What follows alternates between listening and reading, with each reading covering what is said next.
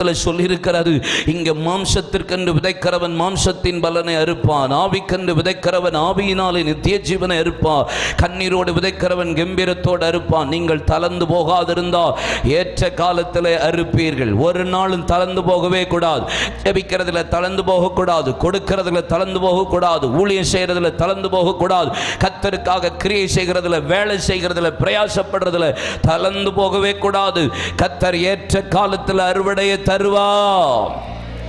அல்லேலூயா. ஈசாக்கு Abraham அவங்க அப்பாவுடைய துறவை தோண்டினான்.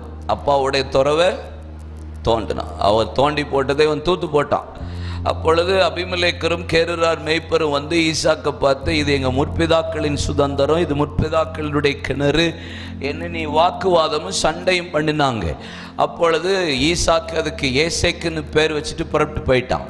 அடுத்த பக்கம் துறவை தூத்து போட்டான். அங்கேயும் வாக்குவாதமும் சண்டையும் வந்தது. அதுக்கு சித்துனான்னு பெயரிட்டு அங்கேயும் வாக்குவாதம் சண்டை பண்ணலை, விட்டு கொடுத்தான், அங்கே போயிட்டான். அடுத்த இடத்துக்கு துறவை தோண்டினான்.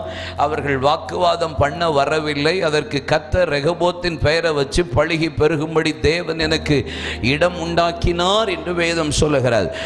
முறை வந்தாங்க, வாக்குவாதம் சண்டை, விட்டு கொடுத்தான். ரெண்டாவது முறை வந்தாங்க, வாக்குவாதம் சண்டை, விட்டு கொடுத்தான். மூன்றாம் முறை வந்தாங்க, அவங்க வாக்குவாதம் பண்ண வரல, சண்டை போட வரல, கர்த்தர் அவனுக்கு பழுகி பெருகும்படி இடம் உண்டாக்கினார். அப்போ சத்துரு இவன் ஈசாக்கு தோன்றான், சத்துரு மூடுறான். ரெண்டாவது முறை ஈசாக்கு தோன்றான், சத்துரு மூடுறான். மூணாவது முறை தோன்றான், சத்துரு மூட வரல. அப்படின்னா என்ன அர்த்தம்? அவன் மூடுறதுல சோர்ந்து போயிடுவான், நீங்க தோன்றதுல சோர்ந்து போயிடக்கூடாது. அவன் சோம்பேறி பைய.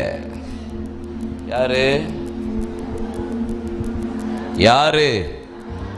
நீங்க ஜெபம் பண்றதுல சோர்ந்து போகக்கூடாது, கொடுக்கிறதுல சோர்ந்து போகக்கூடாது, ஊழியம் செய்கிறதுல சோர்ந்து போகக்கூடாது, கர்த்தருக்காக பிரயாசப்படுறதுல சோர்ந்து போகக்கூடாது. தளர்ந்து போகாமல் இருந்தால் கர்த்தர் ஏற்ற வேளையில கர்த்தர் உங்களுக்கு அறுவடையின் காலத்தை கையை தட்டுங்க பார்க்கலாம்.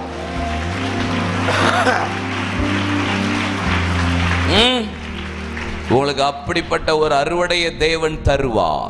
ஆமென் சொல்லுங்க. அல்லேலூயா.